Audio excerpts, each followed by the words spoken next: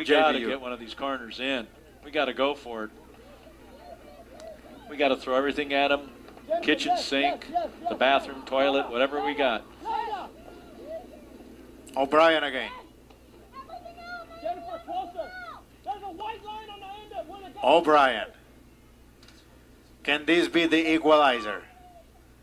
Ball in the air. It's in it, and it's in. Goal!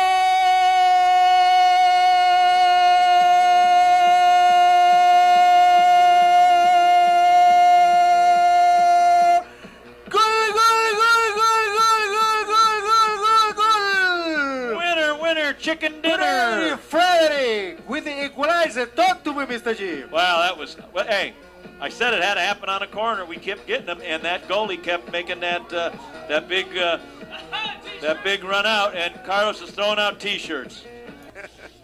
And Nick is very, yeah, it wasn't necessary to do very that. protective of his press backs. JBU in the attack, keeping the ball alive. And now here it comes. Kennedy, Kennedy. Ale, goal!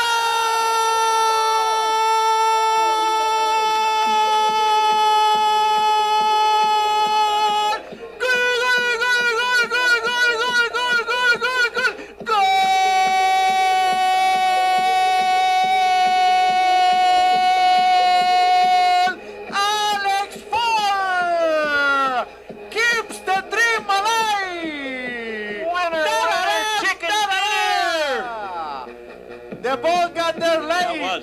The ball got there late, and Alex Farr was right there to push the ball. And when the defender tried to get the ball out of the goal, what she did, she put it into the net. Exactly. But a win is a win, and with 8 minutes into the second half, your score is JBU 2, Northwood 1. You see both players and teams, and we're gonna go down the field with Nick. Kathleen. We're gonna go down the field with Nick, who is gonna be talking with Coach, and we right here.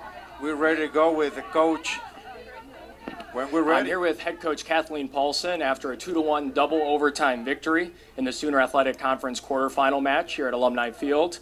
First season as a head coach, the team's moving on to the conference semifinals. How does that feel to you personally? It's exciting. It's an accumulation of a lot of work that they've been putting in for a while now. So it's all them. They've done a great job.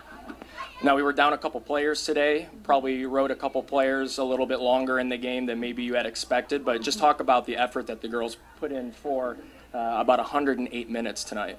I mean, the effort was incredible. There was no lack of effort. We talk about this element of grinding through hard things, and they did that today. Mm-hmm. Now, Northwood actually held the shooting advantage 18-17 over the course of the match, but even in overtime it seemed like the waves would just kind of go back and forth, scoring chance for one team, scoring chance for the other team. What was kind of the approach when you headed into the extra session in order to try to decrease as many chances against? Mm-hmm. I mean, we were going for the win. We weren't going for a tie or a shootout. We thought we could win it in overtime, so that's what we were going for. And hats off to Northwood. They played a great game. I was impressed. Would you say that out of all the first-round matchup opportunities, perhaps besides Oklahoma City, this was probably the most difficult matchup for us, considering we played them 110 minutes just a week ago, weren't able to score a goal, tied them 0-0. Yeah, definitely. The mental piece of overcoming that was huge, and just continuing. They're continuing, I think, to learn that you can have victory. You can have victory in hard things, whether that was the Texas Westland overtime loss, that they won't quit, they won't give up, and that's a huge battle, and they're fighting it, and they're winning that. And that last goal of the game was a through ball to the far post. Unfortunately, an own goal ended it, but I think we could have had an opportunity to score there at the end. But could you break down that play for us to finish this off? Yeah, I think Alex actually said it was on the line, and she was trying to clear it off the line, and when clearing it off the line is when she kicked it in the goal. So Alex did a great job being the right place, right time, and that happens, Without the pressure from Alex, there's not going to be that need to possibly put that out. Right. Okay. Thanks, head coach Kathleen Paulson, and we're going to send it back up to Carlos Chicas. And that was Coach Paulson talking about the great finish of the match. What a tremendous effort. And the way that you finish these kind of games is the way that you should finish. Now, John Bryan is going to have the second leg of the playoffs coming up for next week on Tuesday. So thanks for all of you who follow us at JBUathletics.com. And remember that we come back on Tuesday for the second leg of the match. Carlos Chicas along the side, Jim Moraski. So long, everybody.